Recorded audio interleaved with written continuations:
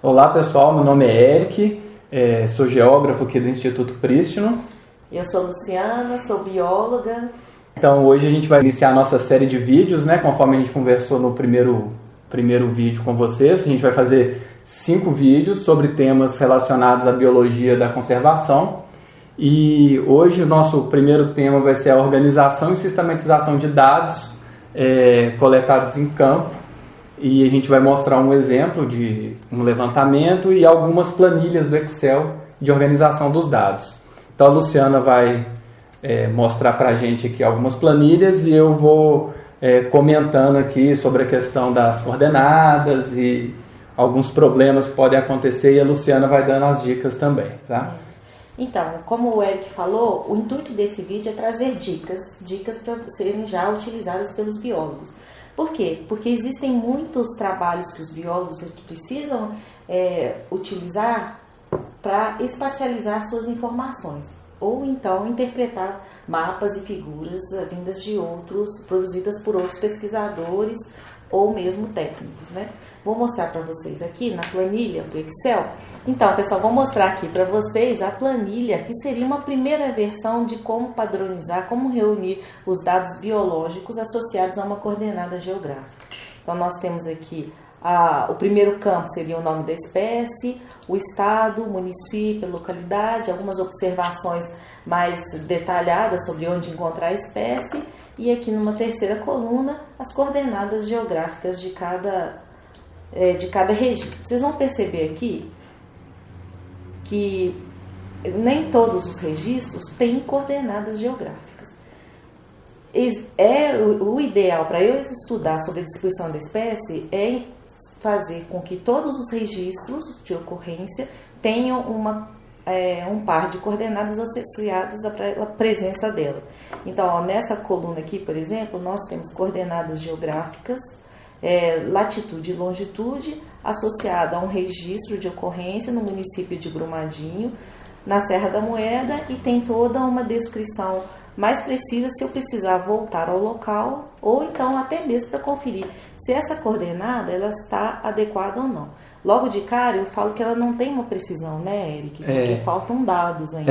Aí na questão das coordenadas, então, veja que a planilha é até bem completa, tem muitas informações, né, além do nome da espécie, tem uma observação da localização, mas a parte de coordenadas, primeiro tem coordenadas faltando, conforme a Luciana falou. Outra, a gente tem a latitude, né, que antes da vírgula aqui, ó, é a latitude, e depois a gente tem a longitude, no mesmo campo. E se vocês repararem, aqui embaixo a gente tem também uma diferença entre os símbolos, né? 19 graus, né, que é a forma correta de ler isso. 19 graus, 17 minutos, 70 segundos. 43 graus, 35 minutos e 82 segundos. Mas o separador, né, de indicador do grau, do minuto, segundo, ele não está seguindo a padronização. E outra, igual a Luciana falou, a precisão. Esse dado aqui a gente tem graus e minutos, a gente não tem segundos, né? Então, quanto mais informações a gente tiver, né, graus, minutos e segundos, mais detalhado fica a minha informação, mais precisa a localização dela. Essa coordenada é menos precisa do que essa daqui. Exato. Né? E elas não têm uma padronização. Então, isso daqui seria um caso, né, de um problema para a gente poder usar esses dados depois para elaborar um mapa. Então, o que a gente tem que fazer com essa planilha? A gente tem que dar uma refinada, né, Luciana, e higienizar essa planilha, né? A começar, Eric, só te interrompendo já, que você utilizou um detalhe muito interessante, 19 graus, 17 minutos e 70 segundos. Pois é, 70 segundos não existe. É uma informação errada, né? A gente trabalha de 0 a 60, né? É igualzinho do relógio, tá? Esse graus, minutos e segundos é igual ao relógio. Então a gente tem 60 segundos, 1 minuto. É a mesma coisa. 60 segundos aqui da planilha seria 1 minuto. Também aqui na planilha. Então, e 60 minutos, 1 grau, né? Que corresponderia em uma analogia a 1 hora. Então, pegar esse detalhe, você já vê que tem um problema grande, né? E também, olha lá, os graus da longitude, da longitude, né? Também, 82. 82 não existe. 2 segundos, né? Não existe. Não né? existem isso. Isso pode ser um problema de digitação, Uhum. ou pode ser um problema de compilar a informação. Às vezes foi fazer uma conversão e fez errado. Então a gente não está trabalhando na base 10, que é o normal, que a gente trabalha de 0 a 100. A gente está trabalhando de 0 a 60, é uma base diferente, né? Então isso é importante de tomar um cuidado na hora de trabalhar o dado. E então a gente já viu mais um problema, né, Luciana, na planilha. Agora, Érica, eu vou te perguntar uma coisa. Eu tenho aqui alguns registros de ocorrência em que eu acho que eu posso atribuir uma coordenada, não posso? Pode, desde que essa descrição, né, da observação da localidade seja suficiente para você encontrar essa espécie. O que seria o ideal? Tendo essa pista, né, já sabe em qual localidade, município, o estado e com a descrição, né, essa observação, você tentar ir a campo com o GPS e tirar esse ponto para poder completar a sua planilha. Um exemplo aqui seria Diamantina, estrada para Gouveia, cerca de 30 km sul de Diamantina, 1.300 metros. Aí eu colocando um aplicativo como, por exemplo, o Google Earth, ou a Diamantina, vejo qualquer estrada para Gouveia, tento identificar. Você poderia ter uma coordenada aproximada, né? Sendo ideal um campo, mas... Isso, aí seria um trabalho de campo, mas eu acho que primeiro deveria formatar, padronizar o formulário. Como que vai ser preenchido esse formulário antes de você ir lá a campo e correr o risco de anotar uma coordenada de maneira errada, né? Aí, bom, a Luciana tem uma outra planilha também que já está mais detalhada, né? Então, a Luciana ela tem uma planilha que ela já fez uma outra organização. Então ela já deu uma higienizada, né, nessa planilha, não são os mesmos dados, não é o mesmo assunto, né? Exemplos.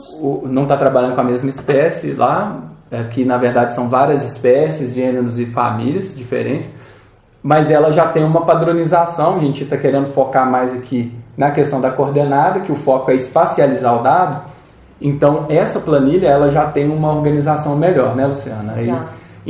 Também em termos das espécies, né? Já está mais organizado, já tudo preenchido. As coordenadas, elas podem ser representadas de várias formas, né? Uma delas é representar em graus, minutos e segundos. Outra forma muito comum, né, utilizada nos softwares de elaboração de mapas, é o grau decimal, que seria a conversão, então, de segundos, minutos para graus. Então a gente usa o grau com os décimos de minutos e segundos somados, que é uma forma mais simples da gente poder trabalhar. A gente não tem que ficar preocupado se tem uma bolinha de grau e o outro estava um O no lugar daquela bolinha, igual. É isso. Então a gente não tem que preocupar com isso quando a gente está trabalhando com graus decimais. Então o ideal, o melhor dos casos, seria a gente trabalhar com isso. Mesmo porque a maioria dos arquivos que fazem, que nós trabalhamos com georreferenciamento, eles trabalham com coordenadas em graus decimais. Graus decimais. Então, assim, no próprio Google Earth, quando você quer localizar alguma coisa por coordenada, normalmente, né, vai ser graus decimais. Outra coisa importante nessa planilha aqui, olha só, a latitude e a longitude estão em campos separados. Isso é importante, porque o programa que a gente usa para espacializar os dados, se tudo tiver numa única coluna, ele vai entender como um dado único. Então ele não vai conseguir espacializar. A coordenada ela é uma latitude e uma longitude, uma posição x, y. Então não adianta a gente colocar tudo na mesma coluna. Então essa planilha é um ótimo exemplo, né, Luciana, aqui, que a Luciana já fez esse trabalho e organizou, de ter tanto em graus, minutos e segundos, como em graus decimais, para a gente poder trabalhar e chegar a importar esse dado para dentro de um software que permita a gente fazer um mapa. Né? Se você me permite, vou falar mais alguns detalhes sobre essa planilha. Uhum. Não é apenas ter a coordenada da informação coordenada do ponto, se eu não tenho como depois conferir a fonte dessa informação. Aí eu vou saber o quanto ela é apurado ou não, para saber se meus estudos vão adequar a minha pergunta, né? Se os resultados que estão apresentados na planilha, eles vão adequar a minha pergunta. O que eu estou querendo dizer isso? Para cada registro de ocorrência, eu tenho um campo chamado ID. Porque é um código que eu fixei, que a partir dessa planilha eu posso desdobrar outras planilhas para fazer várias matrizes, para cada matriz ser aplicada a um software. Porque cada software exige um tipo de planilha. Isso, eles têm tem software que só trabalha com graus decimais, tem software que só trabalha com graus minutos segundos, então realmente a gente tem que conseguir ter um link, né? Isso. Esse link é o ID. É o ID, que é uma boa registro, né? Então vem com os dados da espécie de identificação, a localização, no caso aqui o município, e um detalhe da região, localidade, os graus, minutos e segundos da latitude e longitude, informar também graus decimais. Tem outras informações que eu acho mais importante, porque você tem como conferir essa informação depois.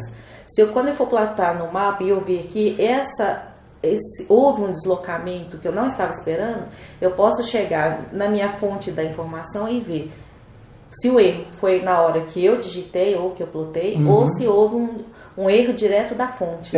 Conferir na origem, né? Isso daí foi uma coisa que a gente até falou no primeiro vídeo. Você ter confiança naquela base e ter um senso crítico em relação a ela, né? Poder conferir.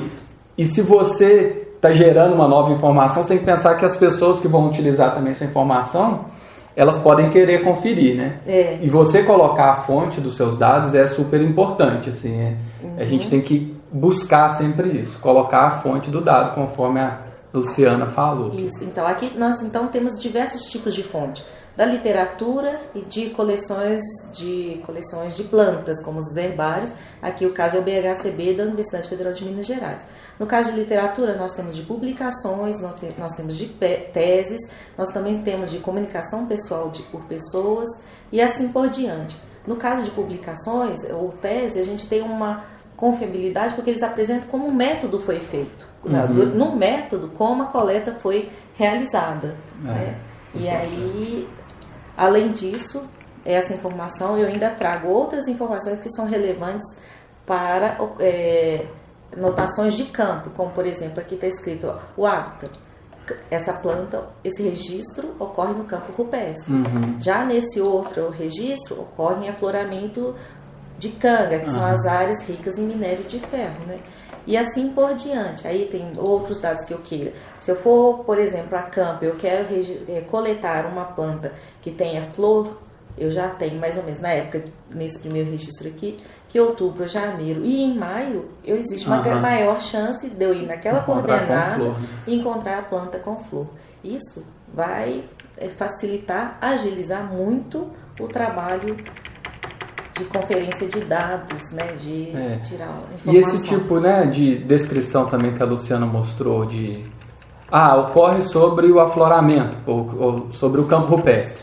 Então também, às vezes, pega uma planilha igual a anterior que está sem a coordenada, já é mais uma dica, né? Você está em cima do campo rupestre, se você chegar no lugar que você acha que é e não tem campo rupestre, não é lá. Você tem que procurar mais. Então, sempre as informações complementares são importantes para o dado ser mais facilmente interpretado também, né, Luciana? Você conseguir entender de onde vem esse dado, isso é importante.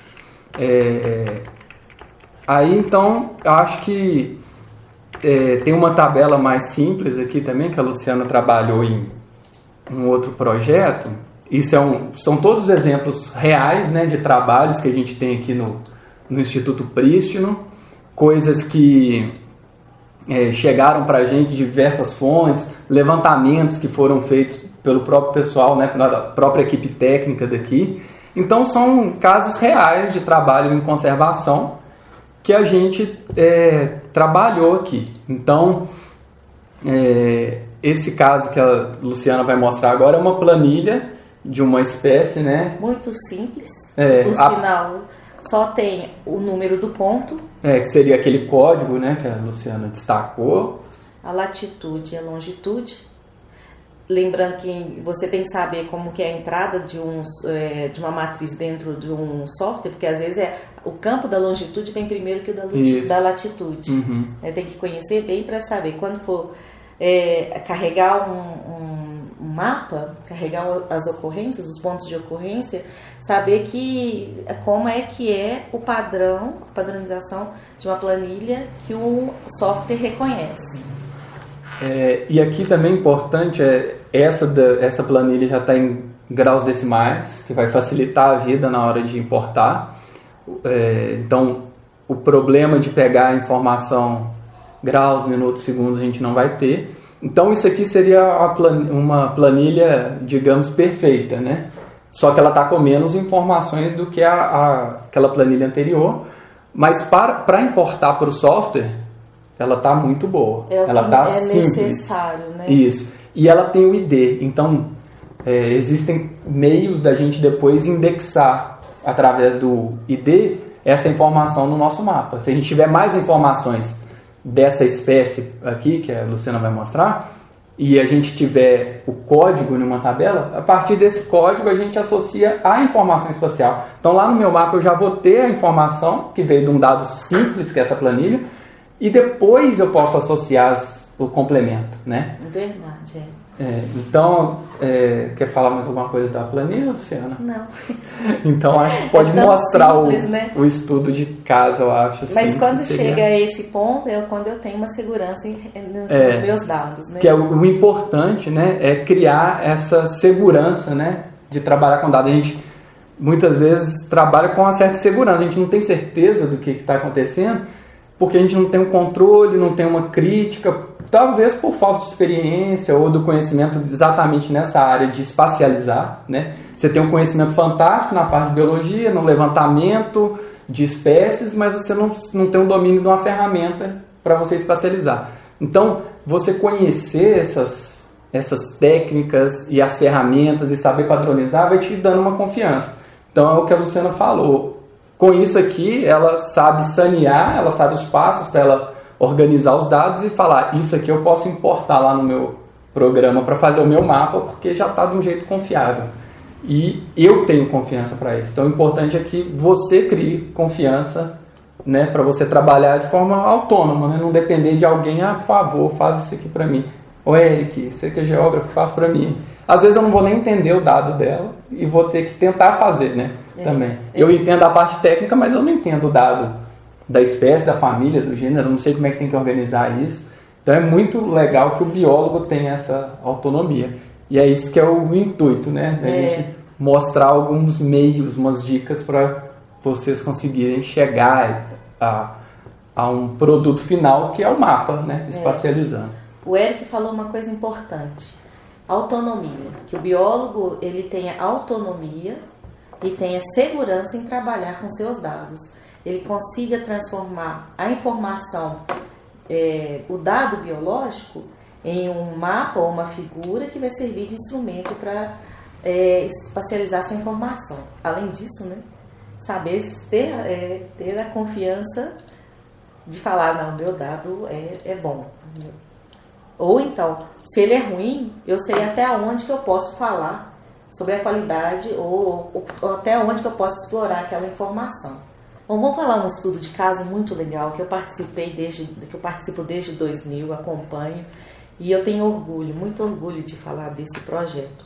Que hoje ele até faz parte do plano de ação nacional para a preservação do faveiro de Wilson. É uma espécie arbórea que o nome científico chama de Dimorphandra wilsoni, que é essa árvore aqui, ó. Uma escala, para vocês terem uma noção, é uma pessoa e o porte da árvore. É uma espécie rara, endêmica na região central do estado de Minas Gerais. Ela era conhecida apenas por 3 indivíduos em 2 municípios, e que ao longo do trabalho, do esforço dos pesquisadores da Fundação Zoobotânica de Belo Horizonte, Hoje nós conhecemos mais de 300 indivíduos. Isso não só com a participação da comunidade científica, dos pesquisadores, dos técnicos e também da comunidade que se encontra na área de ocorrência do Faviro. A gente vai trazer ao longo dessas conversas nossas, Érica, estudos de casos para mostrar a importância do papel do biólogo em conhecer a informação espacializada e poder trabalhar com ela, né? Então, esse aqui é o Faveiro de Wilson. Aqui vocês vão mostrar a ocorrência delas. Os pontos de ocorrência estão em verde, estão aqui registrados, foram plotados em um mapa. Aqui vocês veem, assim, a nível de distribuição no Brasil, nós temos aqui o estado de Minas Gerais, Goiás, Distrito Federal, e os pontos, eles realmente estão bem restritos à região central de Minas Gerais. Aí, bom, só para dar um palpite aqui, isso é uma forma de mostrar, né, que ela ocorre na região central. Isso. Se você não tivesse esses pontos coletados lá com GPS, você não ia conseguir comprovar, ou pelo menos teria mais dificuldade de mostrar isso. Exato. Só na planilha ficaria complicado. Agora, quando você faz um mapa e coloca esses pontos, fica mais fácil de enxergar o seu resultado, né? E afirmar isso. Ela provavelmente é endêmica, né? Porque foram feitas campanhas de campo e os pontos de ocorrência realmente estão concentrados na região central. Exatamente isso. Vamos fazer então, vamos dar um zoom nessa região central de Minas Gerais, falando assim, uma possibilidade da gente trabalhar com esses pontos de ocorrência. A partir desses pontos plotados na região, eu tenho como avaliar a extensão de ocorrência da espécie. Sabendo a extensão, eu posso usar um dos parâmetros, que é o conhecimento da distribuição geográfica da espécie. Eu posso fazer um desenho, um polígono, unindo os pontos mais externos que temos, né, e calcular essa área. Essa área que vai me dar se ela o quanto que ela é ameaçada ou não. Vai me dar a área de extensão de ocorrência da espécie de Morfandra, e dependendo do valor, eu posso dizer se ela está ameaçada ou não. E dentro da categoria de ameaçada, vou dizer se ela está criticamente em perigo ou vulnerável. Existe um critério dentro da IUCN que me dá valores em relação me permite fazer essa correlação de área e o estado de conservação. No caso da Dimorfandra, o polígono, ele permite dizer que ela é criticamente em perigo. Esse mapa é um desdobramento da qualidade do meu banco de dados. Se eu não tiver confiança no meu banco de dados, eu não tenho a confiança de dizer se ela está ameaçada ou não ameaçada na área de distribuição dela. O legal é que esse resultado ele transformou em um artigo científico. A partir da comunidade que ajudou a coletar essas informações, trabalhamos no banco de dados, explotamos eles no formato de mapa, fizemos a distribuição dela, entendemos qual que é a qualidade do hábitat, ou qual é a matriz onde que ela ocorre, unimos os pontos mais externos para avaliar, para calcular a área de extensão de ocorrência, e a gente descobriu que ela é criticamente ameaçada, uma espécie rara, de ocorrência muito restrita, conhecida por poucos pontos e poucos municípios. A partir dessa informação, nós fizemos uma publicação científica e também fizemos uma divulgação científica, que nós produzimos um mapa. Esse mapa, com os pontos, é a localização onde ela ocorre. Ao fundo, nós temos manchas de vegetação nativa, que são as manchas de cerrado e as manchas de floresta nacional semidecidual ocorrentes. Plotamos também as áreas de mancha urbanas, as linhas que representam as rodovias. E eu tenho essa intenção os autores queriam mostrar como está o panorama, a matriz em que esses pontos ocorrem. E também, assim, né, são classificadas também, né, as árvores. Exato. Né, os indivíduos. Tem indivíduo que foi marcado, mas ele já está morto, né? Adulto, jovem. Isso também é importante para saber talvez onde está tendo uma renovação, onde está tendo uma perda dessa... Onde precisa fazer uma recuperação. Talvez uma recuperação, um manejo daquela espécie, né? Exato. Então é interessante esse mapa que foi gerado aí. Tudo a partir lá de um banco de dados e das coordenadas coletadas em campo e organizadas e sistematizadas de maneira correta lá no arquivo do Excel, né? Como uma coisa simples, né? Você consegue gerar uma... Esse aqui é uma ilustração de um mapa que partiu de um banco de dados, onde eu tinha confiança nos meus registros, que foi utilizado para fazer uma campanha de educação ambiental, uma campanha de mobilização para as pessoas que moram na região, que a gente convida para aqueles que estão próximos justificar ou então conscientizar para a preservação dessa espécie. Pessoal, então, resumindo, a partir de um banco de dados em que eu tenho uma padronização das informações, eu tenho conhecimento e uma confiança nas coordenadas geográficas que ali estão e representam meus dados biológicos, produzimos informações espacializadas em que a gente trabalhou com a distribuição geográfica da espécie, analisamos o status de conservação, cruzamos informações sobre a ocorrência onde é que elas foram registradas, fizemos a publicação, né? Foi feita uma publicação e, além disso, não satisfeitos só, fizemos dessa comunicação, desse trabalho, a divulgação em uma linguagem simples para a comunidade, que foi a criação de um folder para ajudar a orientar sobre a importância da conservação do Fabíolo de Wilson. Então, gente, esse aqui é o primeiro vídeo, um vídeo de uma série de outros que a gente quer trazer aos biólogos dicas práticas de como fazer, de como organizar, de como produzir seu próprio mapa, de suas próprias figuras, né? Tentei trazer aqui também minha contribuição, né, na parte de organizar as coordenadas, né, tentar sistematizar. Essa é a ideia, né? São dicas, são pequenas dicas que no final fazem diferença, né, para gerar um trabalho de qualidade. Quero agradecer a atenção de vocês vendo mais esse vídeo. Lembrando que é um trabalho, né, de parceria entre o Instituto Prístino e o Bocaina. Então deixe seus comentários aqui embaixo, curta a nossa página, façam críticas, que a gente está aqui para trazer a vocês um pouco da experiência do nosso trabalho. Até o próximo vídeo.